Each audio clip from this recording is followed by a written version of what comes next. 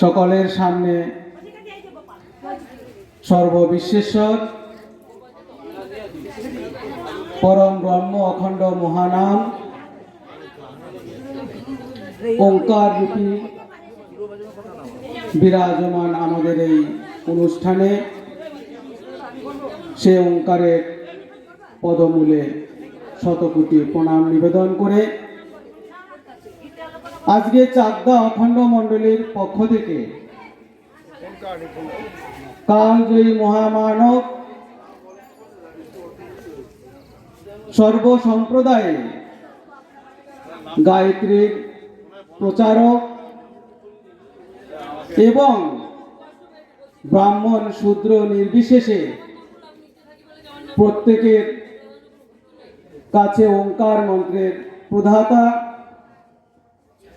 স্বামী স্বরূপানন্দ পরমহংসদেবের জন্ম মাস উপলক্ষে জন্ম উৎসবের এই অনুষ্ঠান। স্বামী স্বরূপানন্দ পরমহংসদেব সম্পর্কে যদি আমরা বলি, এই বলে শেষ করা যাবে না, কারণ এই মহামানব তার জীবনটা শুরু করেছিলেন, আধ্যাত্মিক জীবন শুরু করেছিলেন অভিক্ষা এবং ত্যাগের মাধ্যমে। কঠোর তপস্যার মাধ্যমে এই মানুষটা তার সাধন মার্গকে এগিয়ে নিয়ে গেছেন এবং সিদ্ধি লাভ করেছেন। কিন্তু আমরা ওনার সন্তান হিসাবে, আমরা মানুষ হিসাবে, আমরা ওনার শিষ্য হিসাবে ওনাকে পেয়েছি যে পাওয়ার তুলনা আপনি আর পৃথিবীর কারোর সাথে করতে পারবেন না।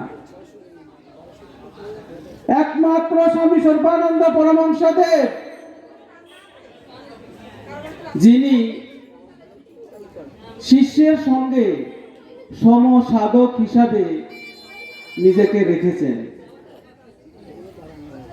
আমরা যত গুরুদেব মহামানব এই পৃথিবীতে অবতীর্ণ হয়েছেন, আমরা যদি তাকাই, সবাই কিন্তু পূজার আসনে নিজেকে প্রতিষ্ঠা দিয়েছেন। কিন্তু স্বামী স্বরূপানন্দ পরমহংসদেব কি বলেছেন? আমি তোমাদের সমসাধক।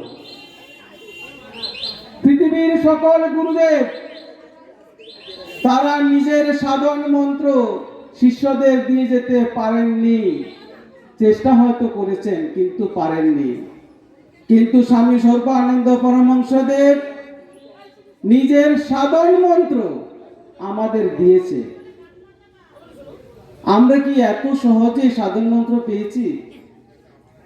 আমাদের পূর্বপুরুষ, আমাদের পিতৃপুরুষের কঠিন তপস্যা হয়তো ছিল, তাদের হয়তো সাধন মার্গের কোনো একটা ভালো শুভ ফল ছিল, যে শুভ ফলের কারণে আজ আমরা ওঙ্কার মন্ত্রে দীক্ষাপ্রাপ্ত হয়ে গুরুদেবকে পূজার উপাসনায় সমসাধক রূপে পেয়েছি। এই সৌভাগ্য কিন্তু সবার হবে না। আজকে যারা গুরুভ্রাতা গুরুভগ্নীগণ এখানে উপস্থিত আছে,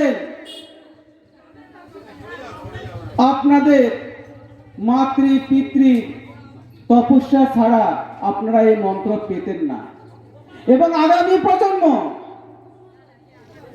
আপনার এই মন্ত্র পাবে না যদি আপনার তপস্যার বল না থাকে। আপনি অনেক মন্ত্রে দীক্ষাপ্রাপ্ত হতে পারেন, কিন্তু ওঙ্কার মন্ত্রে দীক্ষা পাওয়া এই বড় কঠিন ব্যাপার। কারণ ওঙ্কার মন্ত্রে দীক্ষা পেতে গেলে পিতৃপুরুষের সাধনা চাই। তাই আমাদের পরবর্তী প্রজন্ম যদি ওঙ্কার মন্ত্র পেতে প্রত্যাশী হয়, তাহলে বাবা এবং মা হিসাবে আমাদের কিন্তু একটু বাবা মনির শরণাপন্ন হতে হবে। স্বামী স্বরূপানন্দ পরমহংসদেব একমাত্র স্বামীজি, যিনি অকপটে বলতে পেরেছেন, সকল সম্প্রদায় আমার, আমি সকল সম্প্রদায়ের। আপনার চারিদিকে তাকিয়ে দেখুন, সাম্প্রদায়িক বিভাজনপূর্ণ এই সমাজে আর কেউ এই বাণী উচ্চারণ করতে পারেনি। একমাত্র স্বামী স্বরূপানন্দ পরমহংস দেবই পেরেছেন এবং আমাদেরকে যে বিশেষ মিলন ক্ষেত্র উপাধি দিয়েছেন, সারা বিশ্বের জন্য আজকে যেটা কঠিন, বাস্তবোচিত এবং প্রয়োজন, সমবেত উপাসনা। একমাত্র স্বামী স্বরূপানন্দ যিনি সমবেত উপাসনার মাধ্যমে জাতি, বর্ণ, ধর্ম নির্বিশেষে ব্রাহ্মণ থেকে শূদ্র, শূদ্র থেকে চাড়াল সবাইকে একসঙ্গে বসে সমবেত উপাসনার সুযোগ দিয়েছেন, অধিকার দিয়েছেন। এই অধিকারও কিন্তু আপনি আর কারো কাছ থেকে পাননি। তাহলে এই মানুষটা যখন তার নিজের জীবন সর্বস্ব দিয়ে নিজের আধ্যাত্মিক চেতনার, আধ্যাত্মিক মার্গের সব কিছু আমাদের জন্য উজাড় করে দিয়েছে, তা আমাদের কি কর্তব্য? আমাদেরও তো কর্তব্য আছে। বাবামণি বলছেন, তোমরা আমার বাহু হও। তা আমরা কিভাবে বাহু হব বলুন তো? আমরা যারা সমবেত উপাসনা করি, সমবেত উপাসনার শেষে বাবামণির একটা ভাষণ চলে। সেই ভাষণে বাবামণি বলছেন, ওঙ্কার সর্বতত্ত্বের সমন্বয়, ওঙ্কার সর্বতত্ত্বের স্বীকৃতি এবং সমবেত উপাসনাকালে পূজার বেদিতে একমাত্র ওঙ্কারই থাকবেন। আমরা রোজ শুনি, যখন উপাসনা হয় তখন উপাসনা শেষে মনোযোগ দিয়ে বাবামণির এই ভাষণটা শুনি। কিন্তু আজকে বিশাল বড় প্রশ্ন এই ভাষণের উপর এসে দাঁড়িয়েছে, কতটুকু মানি আমরা? আমাদের সৌভাগ্য, আমরা ওঙ্কার মন্ত্র পেয়েছি, কিন্তু কতজন আমরা এই ওঙ্কার মন্ত্রটাকে সঠিকভাবে ধরে রাখতে পেরেছি? বিশাল বড় প্রশ্ন। চাকদা অখণ্ড মণ্ডলী এত সুন্দর একটা অনুষ্ঠানের ব্যবস্থা করেছে এবং আমাদেরকে সুযোগ দিয়েছে বাবামণিকে নিয়ে একটু আলোচনা, একটু চর্চা করার। এই মানুষটি সারা জীবন প্রচারের অন্ধকারে ছিলেন, প্রচারের আলোতে কখনো আসেননি বা আসার প্রয়োজনও মনে করেননি। কিন্তু যুগের চাহিদায়, যুগের প্রয়োজনে, সমাজের বর্তমান আবহাওয়া এবং পরিবেশে স্বামী স্বরূপানন্দকে ছাড়া এই পৃথিবীর আর মুক্তির দিশা নেই। আর কেউ এই দিশা দেখাতে পারবেও না। কারণ সবাইকে নিয়ে উঁচু নিচু ভেদাভেদ গুছিয়ে একসঙ্গে, এক সুরে, এক তালে সমবেত উপাসনা করে ওঙ্কারের বিগ্রহে পুষ্পাঞ্জলি দেওয়ার সুযোগ আর কোনো মত, কোনো আদর্শ, কোনো দর্শন আপনাকে দিতে পারেনি।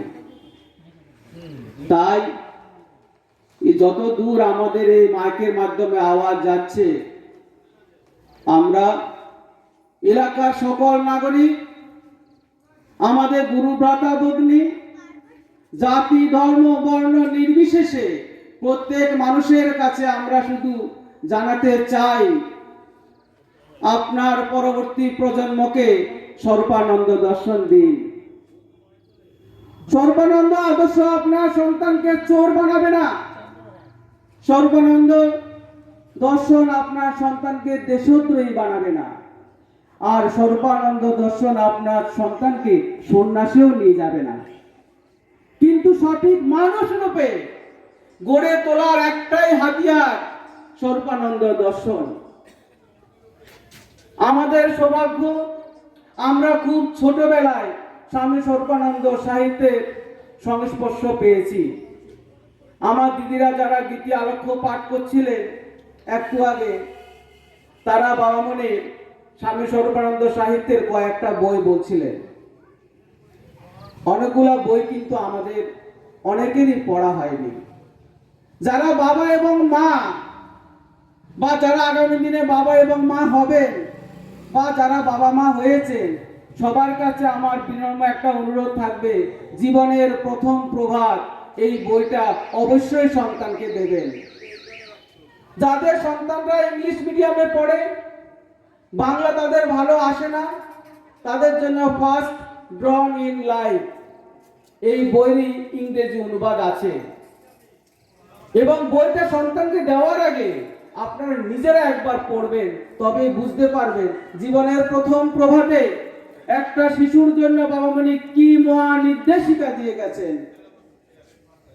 যারা আমরা যৌবনে উপনীত হচ্ছি, বয়স সন্ধিক্ষণ যারা আছে, তাদের জন্য স্বরূপানন্দের সাহিত্য, মেয়েদের জন্য নবযুগের নারী, মেয়েদের অনেক বই আছে, কুমারীর পবিত্রতা, সেটাও দারুণ অসাধারণ বই। কিন্তু নবযুগের নারী এই বইটাতে শ্রী শ্রী বাবামণি মাতৃ জাতিকে কিভাবে তুলে ধরেছেন, তার প্রত্যেকটা শব্দে, প্রত্যেকটা বাক্যে আপনারা তা অনুভব করতে পারবেন। নবযুগের নারী বইটাকে কোনো যেখানেই পান, যদি কারো কাছে না পান, লাইব্রেরি থেকে সংগ্রহ করুন, এই বইটা পড়তে হবে।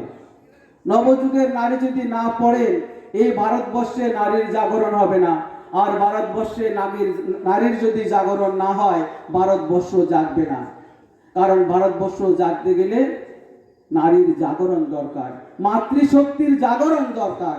আর সেই মাতৃশক্তির জাগরণের জন্য নবযুগের নারী এই বইটার বিশেষ ভূমিকা আছে। এবং আর একটা বই, যেটা আমি বেশি, অনেক বই আছে, বাবামণির বই তো শেষ নেই। কখন যে এত বই লিখেছে, কখন এত ভাষণ দিয়েছে, 24খানা অখণ্ড সংহিতা কখন লিখেছেন বলুন তো? দৈব শক্তি না থাকলে 38 খণ্ড দ্বিতং প্রেম না সম্ভব। আমরা একটা বই পড়তে গেলেই আমাদের ঘুম চলে আসে, আর 38 খণ্ড দ্বিতং প্রেম না। দ্বিতং প্রেম না বাবামণির সাংগঠনিক নির্দেশাবলী গ্রন্থ। বাবামণির যদি আপনারা নির্দেশ জানতে চান, বাবামণির নির্দেশ খুব একটা দেননি, উপদেশ দিয়েছেন, কিন্তু নির্দেশ যদি আপনারা জানতে চান, তাহলে দ্বিতং প্রেম না বিভিন্ন পত্রে সেগুলো পাবেন। সংযম সাধনা একটা বই আছে, এই বইটার কথা না বললেই নয়। কেন এই বইটা আমরা সবাই নাম শুনেছি, কিন্তু বইটা আমরা পড়িনি। আমাদের মধ্যে অনেকেই আছেন যারা এখন আর চেয়ারকে বাদ দিলে নিচে বসতে পারি না, কিন্তু নিচে বসার ফর্মুলাটা দিয়েছেন সংযম সাধনার মধ্যে। একমাত্র স্বামী সর্বানন্দ পরমহংসদেব, যিনি আধ্যাত্মিকতার সঙ্গে সঙ্গে শরীর চর্চার উপরে এবং তার সঙ্গে সঙ্গে জীবন গঠনের জন্য, মানুষ গঠনের জন্য, মানুষকে মানুষ রূপে পরিচয় করাবার প্রচেষ্টায় সারা জীবনটা অতিবাহিত করেছেন। আপনারা যদি বাবামণির দুঃখের কথা শুনেন, তাহলে মন্দার মালা বইটা পড়বেন। মন্দার মালা বইতে বাবামণি তার জীবনের সব দুঃখ প্রাণ খুলে বলেছেন, প্রাণ খুলে। মন্দার মালা বইটা কবিতা এবং গান দুটো আকারেই এটাকে পাওয়া যায়।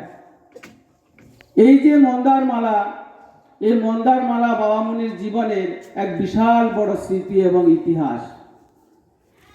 আমি সবাইকে অনুরোধ করব এই বইটা পড়ার জন্য। আজ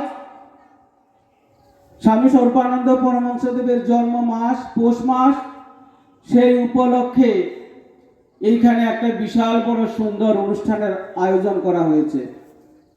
আমি যেখানে যাই সবাইকে বলি, যে মহামানবের জন্ম মাস নিয়ে আপনাদের এত উৎসাহ, যে মহামানবের জন্ম মাস নিয়ে আমরা এত আনন্দিত, জন্ম মাসের প্রত্যেকটা দিন আপনারা ওনার জীবনী নিয়ে একটু আলোচনা করবেন, না হলে বাবামণিকে বোঝা যাবে না।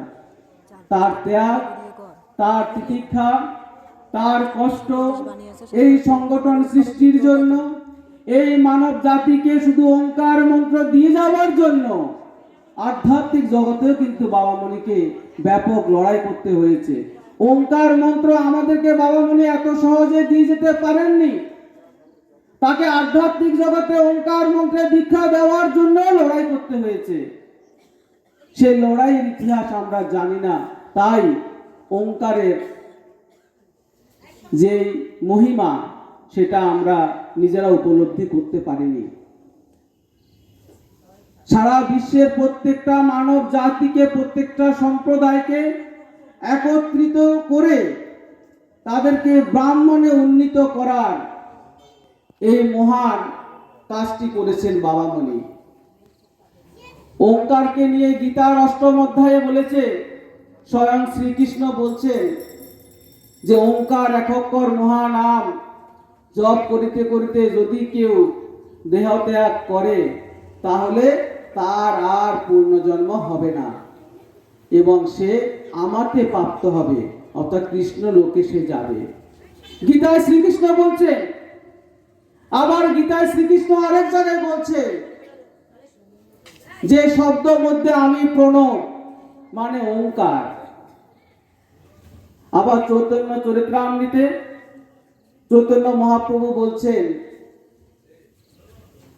এই ওঙ্কারই জগতের সৃষ্টির আধার, চারি বেদ ওঙ্কারই তার জনক।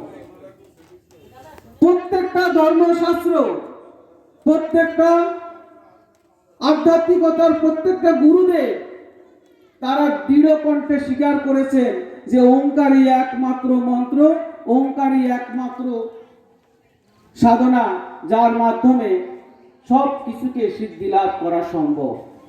আমি 12 সেবাশ্রম সঙ্গে গিয়েছিলাম। পরমানন্দজি মহারাজ, ওনার আশ্রমে ঢুকলে আপনি দেখবেন একদম সুন্দর করে লেখা আছে, তোমরা সব সময় শ্বাসে প্রশ্বাসে ওঙ্কারকে ধরিয়া থাকিও, তোমরা সব সময় ওঙ্কারকে ধরিয়া থাকিও। মানে পরমানন্দজি মহারাজ, ওনার নামেতেই প্রণব, উনি তো ওঙ্কারে সাধক হবেনি, কিন্তু উনিও কিন্তু তার শিষ্যদেরকে বলে গেছে ওঙ্কারকে ধরে থাকার জন্য। শিষ্যরা পরে কি করলো সেটা পরের কথা, কিন্তু গুরুজি কিন্তু বলে গেছেন যে তোমরা ওঙ্কারকে ধরে থেকো। সেই ওঙ্কারের অসীম কৃপায়, অসীম আশীর্বাদে আজ আমরা সেটা পেয়েছি এবং এর সদ্ব্যবহার আমাদের জীবনে ভীষণভাবে দরকার।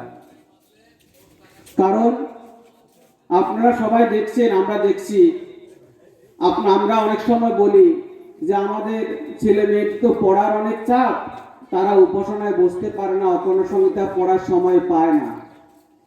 এটা আমি আমার জীবনে প্রত্যক্ষভাবে উপলব্ধি করা এবং এটাকে ইমপ্লিমেন্ট করা যে এই বাক্যটা ঠিক নয়।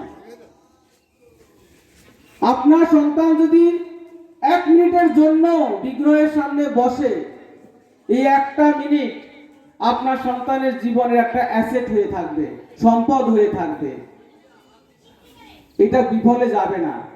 তো সন্তান বসে না এটা বলবেন না, কারণ প্রত্যেকই সন্তানই, প্রত্যেক মানুষ আধ্যাত্মিকতা চায়।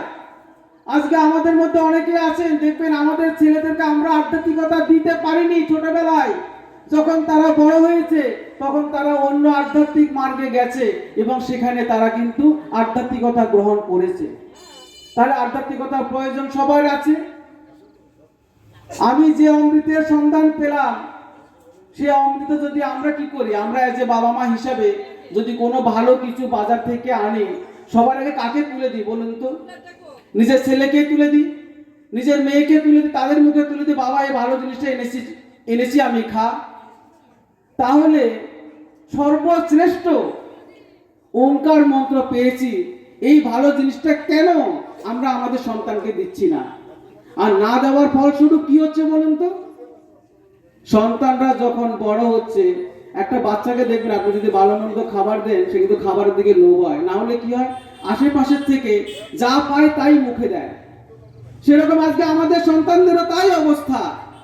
আমরা তাদেরকে বাবামণি দিলাম না, আমরা তাদেরকে স্বরূপানন্দ দিলাম না, আমরা তাদেরকে ওঙ্কার দিলাম না, তার ফলস্বরূপ আমাদের সন্তানরা কি হচ্ছে, তারা কিন্তু অন্য আধ্যাত্মিক মার্গে যাচ্ছে, অসম্পূর্ণ আধ্যাত্মিক মার্গ তারা গ্রহণ করছে। এটা অনেকের ঘরেই আছে।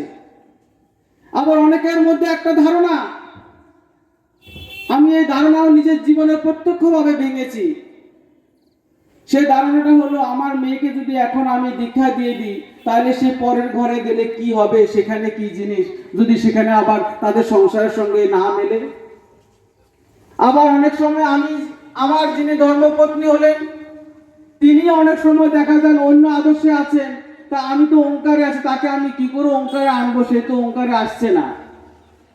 কিন্তু আজকে আপনাদেরকে আমি দৃঢ় কণ্ঠে শুধু এইটুকু বলতে চাই, বাবা মনির আশীর্বাদ যদি আপনার সঙ্গে থাকে, আপনি যদি দীক্ষিত হন, তাহলে আপনার মেয়ে দীক্ষিত হবে, ছেলে দীক্ষিত হবে, সব দীক্ষিত হবে। অখণ্ড পরিবার তাকেই আমরা বলবো যার পরিবারের প্রত্যেকে অখণ্ড। আপনি সব থেকে বড় অমৃতময় যে জিনিসটা নিয়ে বসে আছেন, সে অমৃত কেন আপনার পরিবারের সবাইকে আপনি দিতে পারছেন না? এই প্রশ্ন কিন্তু আপনি বাবা মনিকে করলে হবে না, নিজেকে নিজে করতে হবে। তাই আপনাদের এখানে আমার একটু ভুল ডেফিনেশন হয়েছে। আমার নাম কৃষ্ণ দেবনাথ, আমি থাকি কলকাতা ঢাকুরিয়ায়, এবং নেলিনগর অখণ্ড মন্ডলীর আপনারা হয়তো নাম শুনেছেন, ওই মন্ডলীরই আমি সদস্য। আমাদের মন্ডলীর আমি অনেকগুলা মন্ডলীর সঙ্গে যুক্ত হওয়ার চেষ্টা করেছিলাম, কিন্তু নেলিনগর অখণ্ড মন্ডলীর সঙ্গে যুক্ত হওয়ার একটা বিশেষ কারণ হলো, নীলনগর অখণ্ড মন্ডলী একমাত্র মন্ডলী, আমার দেখা একমাত্র মন্ডলী যারা বাবা মনির আদর্শের সাথে কোনো আপোষ করে না। আপোষহীন স্বরূপানন্দের আদর্শের সাথে কোনো আপোষ হবে না। বাবা মনির প্রত্যেকটা নির্দেশ একদম অক্ষরে অক্ষরে পালন করে এই নীলনগর অখণ্ড মন্ডলী। চাকদা অখণ্ড মন্ডলীতেও আমি চাই আগামী দিনে চাকদা অখণ্ড মন্ডলীকে আপনারা এমন ভাবে প্রতিষ্ঠা করুন, স্বামী স্বরূপানন্দ নির্দেশের এক চুলো এদিক সেদিক হবে না। বাবা মনি বলেছেন, পুজোর বেদিতে ওঙ্কার বসবেন, ওঙ্কার ব্যতীত আর কোনো বিগ্রহ সেখানে প্রতিচিত্র রাখা যাবে না, যাবে না, যাবে না। গুরু বাক্যের অলঙ্ঘন করা যাবে না, গুরু বাক্যের মান্যতা দিতে হবে। এটাই একমাত্র বাবা মনির নির্দেশ। এবং সমবেত উপাসনার পরে উনি কিন্তু একটা নির্দেশ দিয়েছিলেন, সেই নির্দেশটা কিন্তু এইটাই। এবং স্বরূপানন্দ আশ্রমে, অজাচস আশ্রমের গুরুদেব একজন, কারণ বাবা মনি বলছে পরম ব্রহ্ম অখণ্ড নাম স্বরূপানন্দ, এরপরে তোমাদের আর কোনো কিছু নেই। তার মানে গুরু পরম্পরার ঊর্ধ্বে স্বামী স্বরূপানন্দ বলছেন, আমি গুরু পরম্পরার ঊর্ধ্বে, আমি এই পৃথিবীতে এসেছি নব জাগরণ, নব ইতিহাস সৃষ্টি করতে। গতানুগতিকতা আমার পন্থা নয়। বাবা মনির এই গতানুগতিকা ওনার যে পন্থা নয়, এটাকে মানতে হবে। যে মানুষটা সারা জীবন আমাদের জন্য এত কিছু করলো, সেই মানুষটার জন্য তার কয়েকটা নির্দেশ আমরা মেনে নিতে পারছি না। পারতেই হবে, সবাইকে পারতে হবে। এবং আগামী প্রজন্ম যাতে ওঙ্কার দীক্ষার মাধ্যমে সারা বিশ্বে ইতিহাস সৃষ্টি করে জাতি ধর্ম বর্ণ নির্বিশেষে সবাইকে নিয়ে সমবেত উপাসনার মধ্যে এক মানব জাতি সৃষ্টির ইতিহাস আমরা তৈরি করতে পারি, সেই চেষ্টার হবে আমাদের এই আজকের অনুষ্ঠানের সূচনা। কারণ স্বামী স্বরূপানন্দ সারা পৃথিবীকে শুধু মানুষকে মানুষ হিসাবে পরিচিত করার জন্যই অবতীর্ণ হয়েছেন। ধর্ম যদি আমরা বলি, ধর্ম কিন্তু বাবা মনি সে অর্থে প্রচার করেননি। তাহলে কোটি কোটি শিষ্য উনি বানাতে পারতেন, কিন্তু শিষ্য উনি বানাননি। উনি বলেছেন, আমি শিষ্য চাই না, সারা পৃথিবীর সবাই আমার শিষ্য হবে, সবাই আমার সন্তান হবে, আমার কাছ থেকে মন্ত্র নিয়ে তুমি আমার শিষ্য হলে সেরকম নয়, আমার একলব্য সন্তান হবে। তাই দীক্ষার ব্যাপারে উন্মুক্ত পরিবেশ তৈরি করে গেছেন। একজন প্রশ্ন করেছিলেন, বাবা আপনার তো এই জড় দেহ এক সময় বিলীন হবে, তখন কি আর পৃথিবীর কেউ দীক্ষা পাবে না? তো বাবামণি বলছেন কেন পাবে না? লক্ষ লক্ষ লোক দীক্ষা পাবে, কিন্তু গুরু হিসাবে তোমরা পরম ব্রহ্মকে মানবে, এবং তোমাদের এই যে পরম ব্রহ্মকে তোমরা গুরু হিসাবে মানবে, সেটা শক্তি কোত্থেকে পাবে?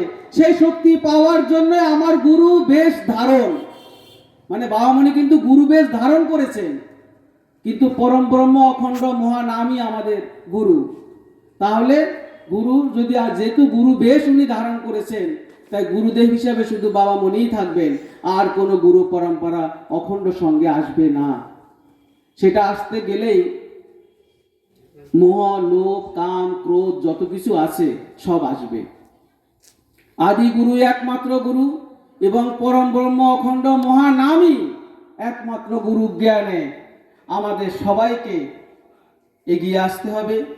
আগামী প্রজন্মকে ওঙ্কার দীক্ষায় যাতে দীক্ষিত হয়, এবং দীক্ষা হওয়ার পরিবেশ এবং তার জাগরণ আমরা যারা বর্তমান অখণ্ড হিসেবে আছি তাদেরকেই দায়িত্ব নিতে হবে। যদিও বাবামণি বলেছেন আমার পতাকা তুলে নেওয়ার জন্য আমার কোনো শিষ্যের দরকার হবে না, এমন একজন আসবে যে আমার মন্ত্রে দীক্ষিত নয়, আমার সাহিত্যের কিছুই জানে না, অথচ আমার পতাকা সে বয়ে নিয়ে যাবে সারা বিশ্বে, আমার সাহিত্যের একটা বিশাল বড় আন্দোলন তৈরি হবে। কিন্তু আবার বাবাই বলছেন যে তোমরা আমার বাউ হও। তাই বাবামণির বাউ হওয়াকে যতটুকু পারি আমরা চেষ্টা করব, কিন্তু নিখুঁতভাবে বাবামণির সব নির্দেশ না পারলেও কিছু কিছু নির্দেশকে জীবনে অন্তত ধারণ করে যাতে আমরা আমাদের মণ্ডলী, আমাদের উপাসনা, আমাদের জীবন, আমাদের পরবর্তী প্রজন্ম সবাইকে এগিয়ে নিয়ে যেতে পারি, এই সাধনা, এই সংকল্পই হোক চাকদা অখণ্ড মণ্ডলীর বাৎসরিক অনুষ্ঠানের মূল মন্ত্র। এবং শ্রী শ্রী বাবামণির চরণে প্রার্থনা জানাই চাকদা অখণ্ড মণ্ডলীর সকল গুরু ভ্রাতা ভগ্নী সবাই দীর্ঘায়ু প্রাপ্ত হোক, এবং সবাই বাবামণির পরম ভক্ত, পরম শিষ্যরূপে আত্মপ্রকাশ করুক। জয় গুরু, হরি ওম।